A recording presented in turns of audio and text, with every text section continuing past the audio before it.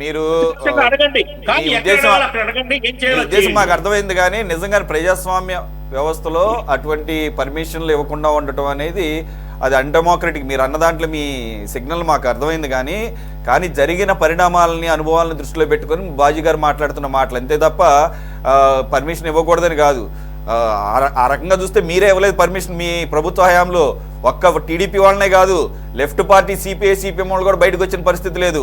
నేను left family నుంచి వచ్చిన వాళ్ళని కాబట్టి నాకు అనేక మంది మా పార్టీ వాళ్ళు మేము అడిగినప్పుడు వాళ్ళు ఓపెన్గా చెప్పిన మాట, పీడీ యాక్ట్లు పెట్టి ఇంట్లో నుంచి బయటకు కూడా రానివ్వండి. సామాన్య కార్యకర్తలను కూడా, చిన్నపాటి స్థాయి నాయకులను కూడా ఎవరికీ తెలియదు. దాదాపుగా పెద్దగా ప్రజాబాహుల్యంలో అంటే టీడీపీ వైసీపీ వాళ్ళు తెలుస్తారు తప్ప సిపిఐ సిపిఎం నాయకులు పెద్దగా తెలియదు కదా మాలాంటి వాళ్ళకి తప్ప, అంటే కాస్త క్లోజ్ అసోసియేట్స్ తప్ప.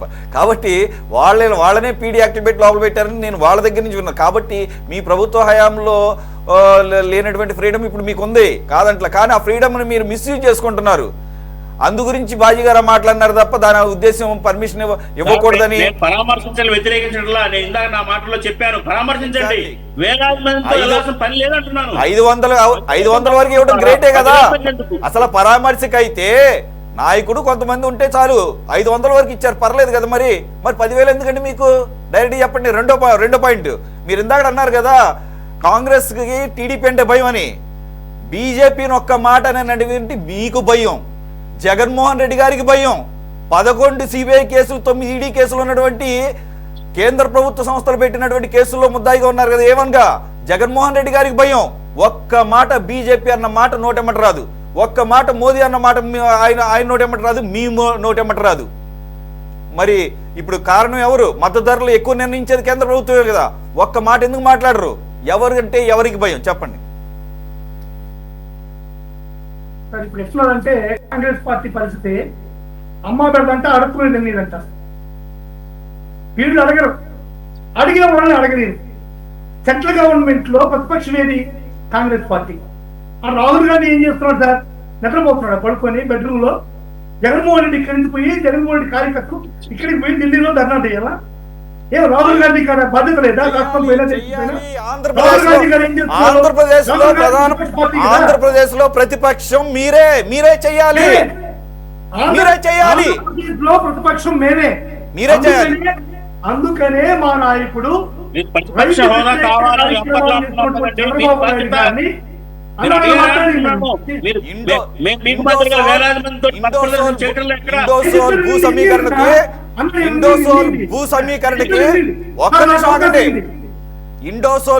ఇండోసోల్ కోసం భూ సమీకరణకి ముందుగా అడ్డుపడింది, వ్యతిరేకించింది కాంగ్రెస్.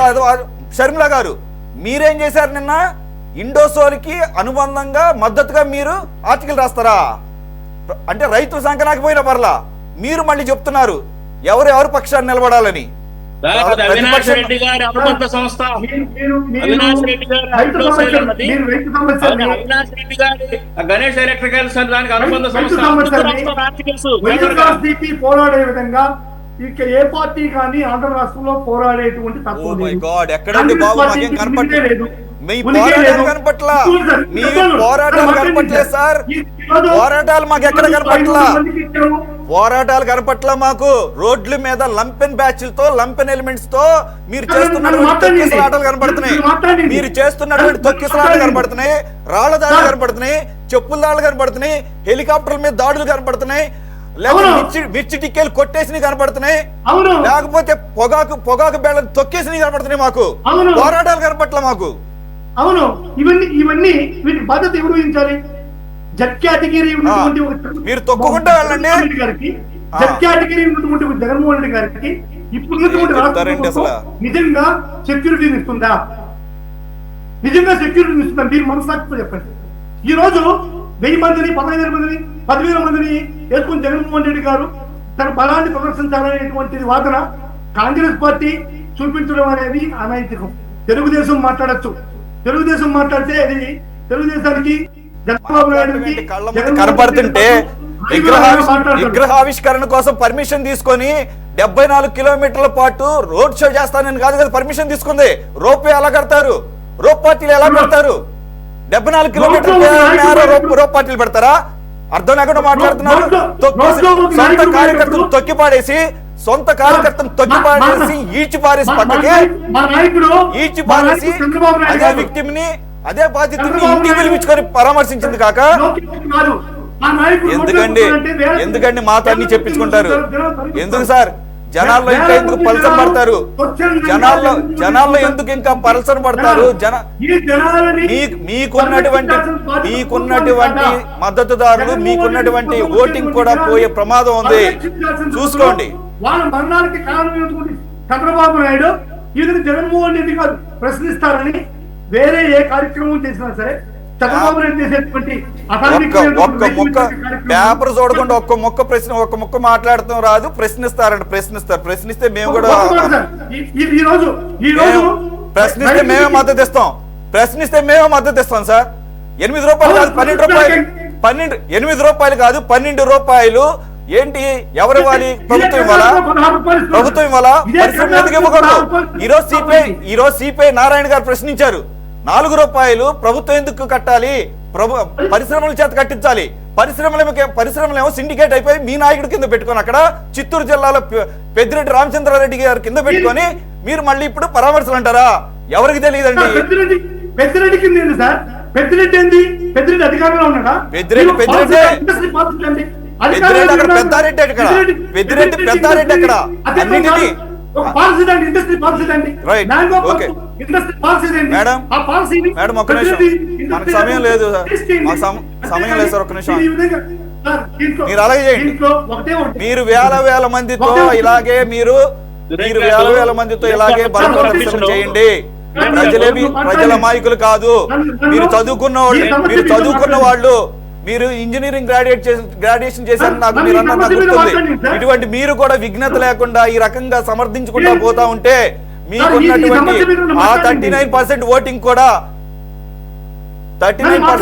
కూడా మిగలదో చూసుకోండి. రైట్ చిన్న సబ్మిషన్ సురేష్ గారు, భవిష్యత్తులో ఓకే సార్. సురేష్ గారు, ఇప్పుడు రేపు జరగబోయే ఆ పరామర్శ యాత్రలో పోలీసులు ఇచ్చిన అనుమతి ప్రకారమే వీళ్ళు జనాన్ని తీసుకెళ్తున్నారా, లేకపోతే పోలీసుల ఆంక్షల్ని వైలేట్ చేసి వేలాది మంది వెళ్తున్నారా అనే దానికి సమాధానం చెప్పమనండి మధుసూదన్ రెడ్డి గారిని.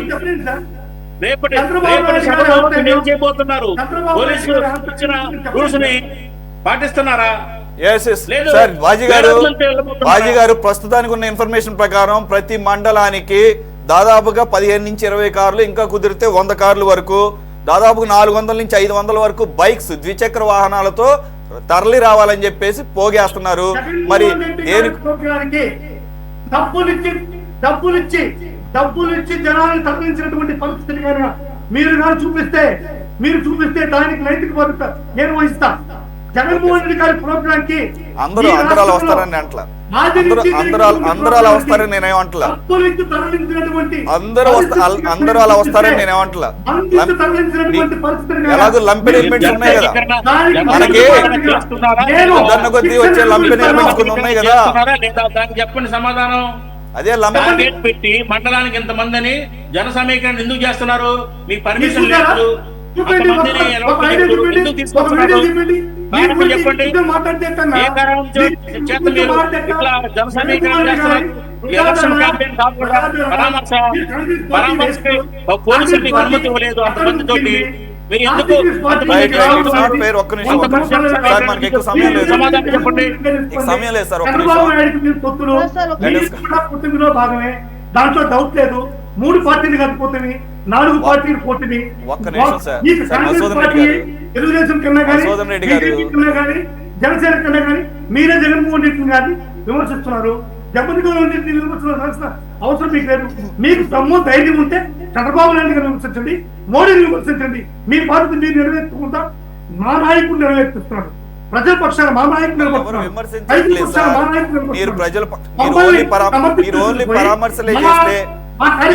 పరామర్శలే చేస్తే మీకు మద్దతుగా అందరం ఉంటాము. కానీ ఆ రకంగా వెళ్ళి ప్రజల ప్రాణాల మీదగా తీసుకొచ్చి బల ప్రదర్శనల రూపంలో రాజకీయాలు చేస్తామంటే మీ పక్షాన ఎవ్వరు ఉండరు. మీ పక్షాన రాజకీయ పార్టీలే కాదు, ప్రతిపక్ష పార్టీలే కాదు, మీడియా కూడా ఉండే అవకాశం లేదు. ఎందుకు గురించి అంటే మీరు ఈ రకంగా బల ప్రదర్శనలను అడ్డం పెట్టుకుని రాజకీయాలు చేస్తామని ప్రజల ప్రాణాల మీదకి తీసుకొచ్చి మళ్ళీ దాంట్లో ఏ మాత్రం కూడా ఆలోచన లేకుండా మళ్ళీ చేస్తామంటే మాత్రం మీ వెనక మిమ్మల్ని ఎవరు సపోర్ట్ చేయరు sir. Please conclude madam. Lakshmi గారు, సారీ లక్ష్మి గారు, మీకు ఎక్కువ సమయం లేకపోయాము. ఒక్క నిమిషం మసూదన్ రెడ్డి గారు, మొత్తం మీరు నేను మాట్లాడాము సార్, ఒక్క నిమిషం ఆగండి. లక్ష్మి గారు, ఇక్కడ ఒకటండి ప్రధాన విమర్శ కాదండి, ఇన్ని జరిగిన తర్వాత కూడా ఈ రకంగా ఒక పక్కన వాళ్ళు 10,000 మంది తీసుకొస్తామంటే 500 మందితో వెళ్ళండి అని చెప్పేసి, నిజంగానే పరామర్శ అయితే ఆయన వరకు కొంతమంది నాయకుల వరకు వెళ్ళాలి. హెలికాప్టర్లో వెళ్తారు, అక్కడ హెలిప్యాడ్ ఆల్రెడీ అరేంజ్ చేశారు, డైరెక్ట్గా అక్కడ దిగుతారు, వెళ్తారు, పరామర్శిస్తారు, వస్తారు. ఈ రకమైన బల ప్రదర్శన చేస్తామంటే మీరు ఏ విధంగా పర్మిషన్ ఇస్తున్నారు అనేది కూడా ఒక రకంగా పెద్ద ప్రశ్న కూర్చుంది ఇక్కడ. సార్, చంద్రబాబు నాయుడు గారు ఉద్దేశం ఏంటంటే ఇది ప్రజాస్వామ్యంలో ప్రతి ఒక్కరికి కూడా ప్రజల దగ్గరికి వెళ్ళేదానికి స్వేచ్ఛ అనేది ఉంటుంది. సో దానికోసం ఒక ప్రతిపక్ష నాయకుడు అనుకుంటున్నటువంటి జగన్మోహన్ రెడ్డి గారికి ఒక కంట్రోల్ వేలో పోలీస్ డిపార్ట్మెంట్ ఈ వర్షంలో ఇంతమందిని తీసుకెళ్లాలని చెప్తున్నా కూడా ఈ రోజు వైసీపీ పార్టీ వాళ్ళు ఎటువంటి ఆ కంట్రోల్స్ ని మెయింటైన్ చేయకుండానే వాళ్ళు ఇష్టానుసారంగా వెళ్ళేసి ఈ రోజు అనేక రకాలుగా ఇబ్బందులు పడడం జరుగుతుంది. ఈ రోజు ఒకటే సార్ పరామర్శ అంటుంటే ఒకటే గుర్తొస్తుంది, జగన్మోహన్ రెడ్డి గారికి వైసీపీ పార్టీకి పరామర్శ అంటే అధికారంలో ఉన్నప్పుడు గుర్తు రావు, ప్రతిపక్షంలో ఉన్నప్పుడు మాత్రమే వారికి పరామర్శ కావచ్చు, పాదయాత్రలు కావచ్చు, ఇవి గుర్తు వస్తాయి. ఎందుకంటే మేము ఒకటే ఈ రోజు నిలగా మేము అడుగుతున్నాం, జగన్మోహన్ రెడ్డి గారి యొక్క నియోజకవర్గంలో పులివెందల్లో నాగమ్మ అనే ఒక మహిళను దారుణంగా అత్యాచారం చేసేస్తే ఆ యొక్క నియోజకవర్గానికి ఎమ్మెల్యే అయినటువంటి జగన్మోహన్ రెడ్డి గారు పరామర్శించినటువంటి పాపాను పోలేదు సార్. అక్కడికి వెళ్ళి పరామర్శించినటువంటి అనితా మేడం గారిని, ఎంఎస్ రాజు గారిని, ఎస్సీలు వాళ్ళపై పరామర్శారని వాళ్ళ పైన ఎస్టీ కేసులు పెట్టినటువంటి మహానుభావులు సార్ జగన్మోహన్ రెడ్డి గారు వైసీపీ పార్టీ. ఈరోజు మేము పరామర్శ అంట ప్రజల్లోకి వస్తున్నటువంటి జగన్మోహన్ రెడ్డి గారు మేము ఒకటే అడుగుతున్నాం, మరి అధికారంలో ఉన్నప్పుడు ప్రజల మహాలు ఎక్కడ చూడాల్సి వస్తుందా అని చెప్పేసి ఎందుకు మీరు అడ్డాలు పెట్టుకొని ఎందుకని మీరు ప్రజల్లో కనిపించకుండా పోయారని మేము అడుగుతున్నాం. ఈ రోజు ప్రజలకి ఏమి జరిగింది ఒక 5% లేకపోతే వాళ్ళకి అన్యాయం జరగకపోయినా ఈ రోజు వచ్చి మేము అన్యాయం జరిగిపోతుంది ప్రజలకు నేనున్నా అని చెప్పేసి వస్తున్నటువంటి జగన్మోహన్ రెడ్డి గారు మరి అధికారంలో ఉన్నప్పుడు ఎందుకు పరామర్శలు చేయలేదు? ఈ రోజు మధ్య సుబ్బయ్య గారు ఒకతను వాళ్ళ యొక్క వెహికల్ కింద చనిపోవడం జరిగింది, మరి వాళ్ళ ఇంటికి వెళ్ళి ఎందుకు పరామర్శించలేదు సార్? వాళ్ళని తన ఆఫీసుకు పిలుపుకొని పరామర్శించడం జరిగింది. ఇదేనా పరామర్శల నుంచి మేము అడుగుతున్నాం. ఈ రోజు ఒకటే చంద్రబాబు నాయుడు గారి యొక్క వ్యక్తిత్వం ఏంటంటే ఆయన యొక్క అభివృద్ధి, సంక్షేమం. ఈ రోజు ఆంధ్ర రాష్ట్ర ప్రజలకి ఈ రోజు ఊపిరి సార్. అమరావతి రాజధాని ఏర్పాటు చేయడం కావచ్చు, ఈ రోజు అందరికీ కూడా ఆంధ్ర రాష్ట్ర ప్రజలందరూ కూడా ఈ రోజు స్వేచ్ఛగా ఊపిరి తీసుకుంటున్నారు. అయితే ఈ రోజు దాన్ని ఏదో ఒక విధంగా శాంతి భద్రతలను నెలకొల్పాలి, వచ్చి మతాల కులాల మధ్య వ్యత్యాసాలు తీసుకురావాలి, రపా అని చెప్పి నరికేయాలి అన్న ఈ రోజు వచ్చి శాంతి భద్రతలను ఆయన ఇబ్బంది పెట్టడం తప్ప అంతకు మీద చేసింది ఏం లేదు. లక్ష్మి గారు, ఓకే, మనకు సమయం లేదమ్మా. రేపు ఎటువంటి ప్లకార్డులు చూస్తామో మరి ఎక్సైటింగ్ ఉంది ఒక రకంగా. మరి దాని తర్వాత ఆయన ఏ రకంగా సమర్థించుకుంటూ మళ్ళీ ఆయన చెప్పించుకొని మరి దాన్ని 1-4 సార్లు విని ఆనందంగా దాన్ని ఏ రకంగా సమర్థించుకుంటారో చూడాలి. రేపు ఎటువంటి ప్లకార్డులు కనపడితే కూడా మొత్తం ఆసక్తిగా ఎదురు చూస్తున్నాడు. సానుభూతి కావాలి, జగన్మోహన్ రెడ్డి గారికి సానుభూతి కావాలి. సానుభూతి కావాలంటే ఇప్పుడు ఆయన ఇంట్లోనే ఉంటే కుదరదు, బయటికి రావాలి, కుల మతాల మధ్య గొడవలు పెట్టాలి, రఫా అని చెప్పేసి నరికేస్తామని కార్యకర్తల మధ్య గొడవలు పెట్టాలి. ఈ విధంగా వ్యత్యాసాలు చేస్తే అతనికి అయ్యో జగన్మోహన్ రెడ్డి గారిని చెప్పి ప్రజల్లో సానుభూతి వస్తుందని ఆయన అనుకుంటున్నాడు. కానీ ఒక్కటేసారి ఆంధ్ర రాష్ట్ర ప్రజలు ఒక్కసారి అవకాశం ఇచ్చారు, ఆ అవకాశాన్ని అతను సద్వినియోగం చేసుకోక అతను నేలమట్టం చేసుకున్నారు పార్టీని. ఇంకా Okay. ఆంధ్ర రాష్ట్ర ప్రజలు నమ్మేటువంటి పరిస్థితి లేదు. కాబట్టి చంద్రబాబు నాయుడు గారు లక్ష్మి గారు సంక్షేమ ఓకే, అభివృద్ధిని మాకు సమయం లేదు. మీరు కనుక ఈ రకంగానే చూసి చూడనట్టు పోతే మాత్రం మీ మీద కూడా అంతే రకమైన వ్యతిరేకత ఆల్రెడీ జనాల్లో ఉంది. ఏంది ఈ రకమైనటువంటి పరిస్థితులు చూడాల్సి వస్తుందని చెప్పేసి చేతగాని ప్రభుత్వమా లేదా చేతగాని కూటమి ప్రభుత్వాన్ని కూడా అంటున్నారు. కాబట్టి దేనికైనా ఒక లిమిట్ ఉంటుంది, దేనికైనా ఒక లిమిట్ ఉంటుంది. ఇప్పుడు పోయిన 2 ప్రాణాలను మీరు తీసుకురాగలరు, మీరు కానీ వైసీపీ పార్టీ కానీ? నాకు అర్థం కాదు. రూల్స్ పెట్టారు, ఫాలో అయ్యి ఉంటే సరిపోయేది. కాబట్టి ప్రతి చోట కూడా ఈ రకంగా జరుగుతున్నప్పుడు దీనికి ఏ రకంగా అలాగని చెప్పేసి ఆయన ఏం ఆపమని అంటం లేదు. బై రూల్ వాళ్ళు అడ్హేర్ చేసేటట్టు చూడాల్సిన బాధ్యత ఉంది. అది జరగనప్పుడు మీ వైఫల్యాన్ని కూడా ప్రజలు గమనిస్తున్నారు, అది చూసుకోవాల్సిన పరిస్థితి ఉందమ్మా. థ్యాంక్స్ ఫర్ జాయినింగ్ భూలక్ష్మి గారు, బాజీ గారు అండ్ మసూదన్ రెడ్డి గారు. ఇది వాళ్ళ టాప్ డిబేట్. మరో అంశంతో మళ్ళీ కలుద్దాం. స్టేట్ 24/7.